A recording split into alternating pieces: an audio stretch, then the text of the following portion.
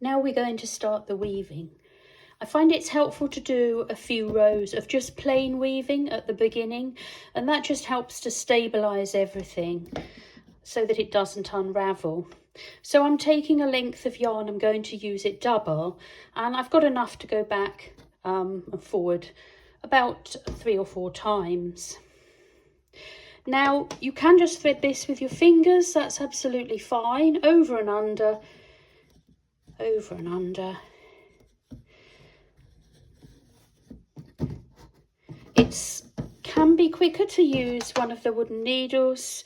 It's not essential, but if you're getting a bit behind with your weaving, it can speed things up a bit. It's because it's easier to separate the threads.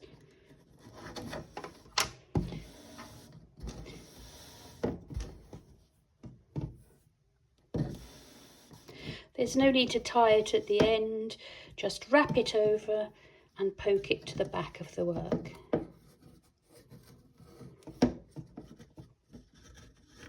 Push it down with your fingers, and now you're ready to go back the other way. So where you've gone under, you go over, and vice versa. A good tip is to not pull this too tight, or you find that the whole thing becomes like an hourglass. So just leave it a bit loose and pat it down with your fingers.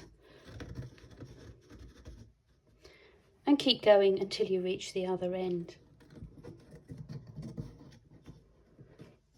So that's 2 done, and I'm just going to carry on until I use up my yarn, and that will form a nice stable base for the rest of the weaving.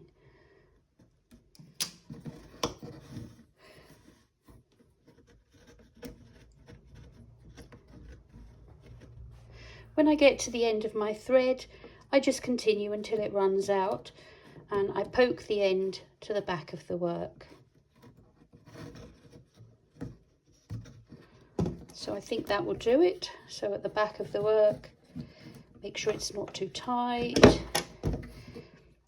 and there the end just hangs down, and you push it down with your fingers.